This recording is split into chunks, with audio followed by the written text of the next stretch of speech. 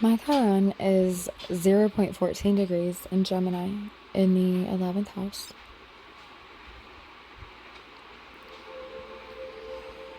If you know me today, you probably wouldn't guess that until adulthood. I was mortified to stand in front of a group of people, or that I had significant parts of my true self. I didn't pretend to be someone I wasn't. I just reserved a lot of personality thoughts and details about myself in my home life. So I came across as timid and maybe even a bit shy. In public, I was that child who sat quietly and observed people. I had a very close friend or two, but during recess or PE, I waited nervously, crossing my fingers in hopes that I wouldn't again be the last one chosen for games. I was one of the odd ones out when we were to choose partners for projects or activities. I remember everyone around me running over to their choice partners as I stood there swallowing a lump in my throat. There's one birthday party that I remember attending as a child, not including sleepovers with my best friend, because getting an invitation was rare until I was a bit older. I can recall that I was part of a friend group of girls in which it felt amazing to be included. And I'd go to school on Monday to find that they'd all spent the weekend together without mentioning it to me. This was when I began to jump around cliques, making friends with that one who seemed the most different from the rest. You see, I grew up very poor in a very small town with a population of 812, in the middle of what people around here call the woods. I spent all my time outside, playing in the dirt, looking for bugs and snakes, helping my pawpaw and family dig up potatoes, shuck corn, or sitting for hours in the branches of my favorite tree.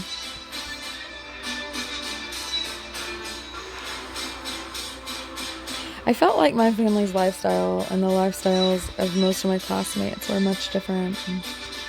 Not only that, but the way I viewed things, people, and life itself was much different, including from my family. I do realize that this may have just been my perception, but it was a very real perception for me. So I felt like an outcast everywhere, even at home. I definitely didn't tell anyone about my spiritual gifts I thought I had. Especially because it seemed like something was wrong with me already. So why would I make that even more true by exposing something I wasn't even sure was viewed as right? I began spending time away from home in 6th grade. A girl my age had moved from Houston to our town, and I was immediately drawn to her. She was different and seemed to accept me, the parts I showed the world, more easily than others. I'd spend the night at her house and just stay there for weeks at a time. I did this all through middle school, with her and with another girl, a 12th grader. Then at 15, moved to the Houston area and went home with a girl I met the first day of 9th grade biology. This place was a whole new world for me. She went to the mall. I'd never been shopping at a mall. She got to drive around in her car and do things at night around town. All those things were new to me, and my spark of exploration was ignited to the fullest degree. Her mom allowed me to stay there as long as I wanted. It was 9 months the first time. After that, it was with a girl in my chemistry class.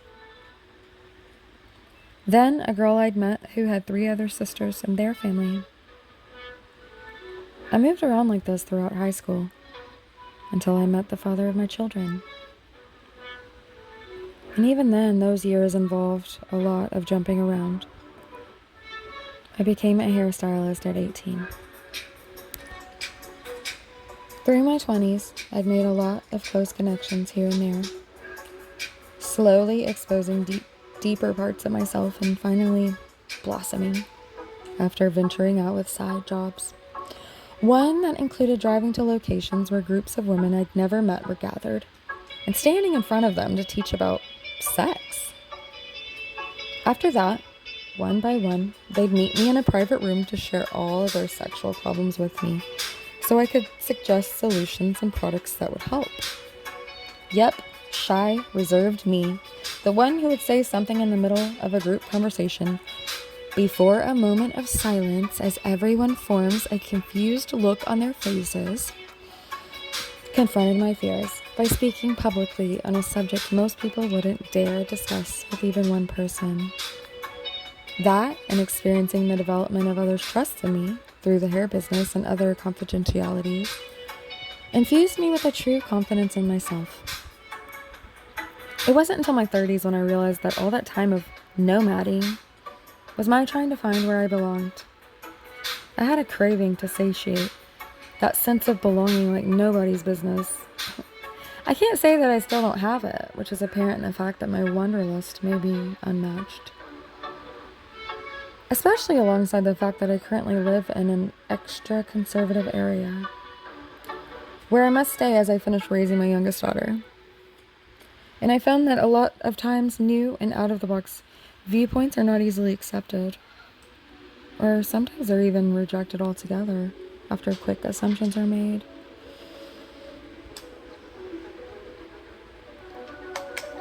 If it weren't for my children keeping me grounded, I'm not sure where I'd be.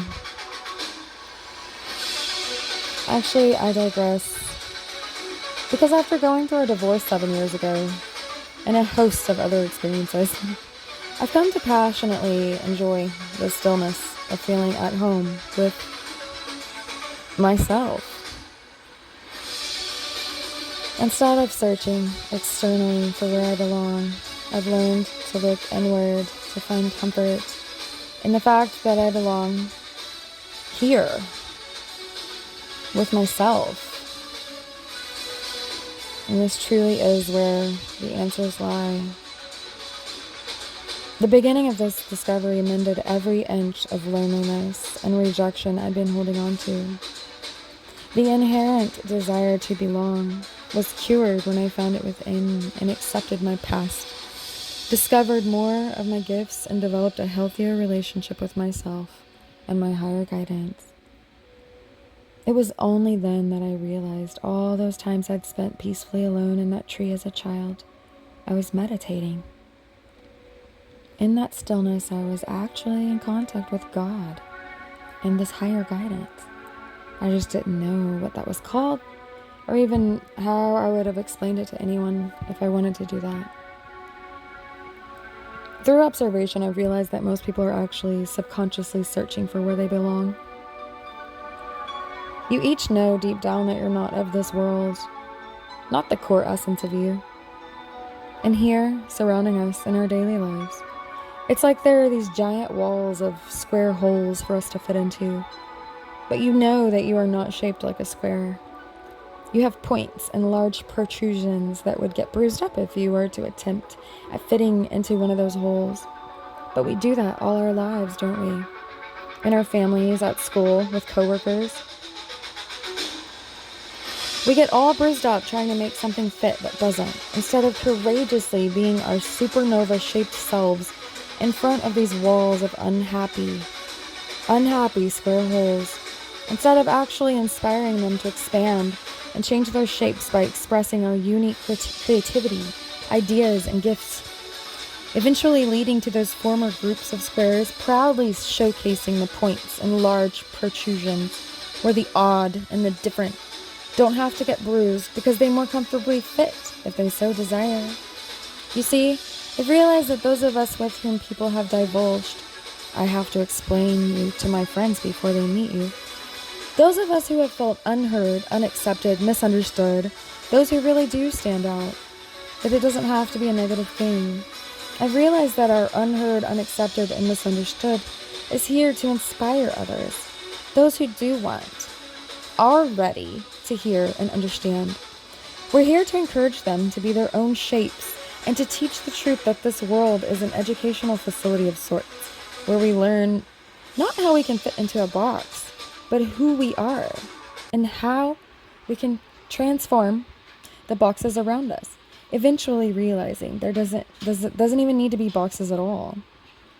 And that the boxes are actually created in our own minds with the perception of what others have shaped for us throughout our lives. To find who you are, to come into acceptance of yourself, and to alleviate the rejection, the pain of being told you're too much, and to satisfy that sense of belonging, we must get out of our minds and find that within. Because there, we discover that our weird may be just what people need for their weird, and the new perspectives they desperately need, in just the way they need to hear it, in ways they hadn't before. And especially if you have Chiron and Gemini, communication and ideas, in the 11th house, community, global, if you don't desire for yourself and others to have new perspectives, then you must think this world is already a perfect place as it is. Alright, so I did a meditation recently asking to be shown like the first part of my existence, the beginning. And I can't remember if I asked for it before, but this time I ended up having to use music to really get there. I had to get through some I want to say barriers, but that subconscious trying to get me, trying to block me from viewing this was thick. So, yeah, but then I was kind of transported to, I was on the ground. Of course, I couldn't see myself. I was laying on the ground, and it looked like by like a pile of wood where there had been a campfire, I think, something like that. And there was a man standing up close to me, and it really didn't look like we were on Earth. And in the distance I could see some sort of explosion or some sort of fire growing in mass. And after looking at it for a bit, he came over to me. He squatted down, and I think it might have been a baby laying on the ground. And he looked at me and he said, "Just remember that I love you." Okay. And then all around and in the distance, I could see things becoming like falling around, like falling, like debris flying, kind of, right? Like it was like a giant storm or some sort of explosion. And then I felt something pick me up in his wings. And I think I might have been being carried by an angel. Okay, and then in my meditation, I saw the word Aurelia, I believe. And and then I got a 2 in my mind after that to continue in the spiritual, because I was trying to figure out what that word meant, I think. So I looked it up, and it means body of light. So I need to dig deeper and discover more about that. But yeah, I thought that was beautiful.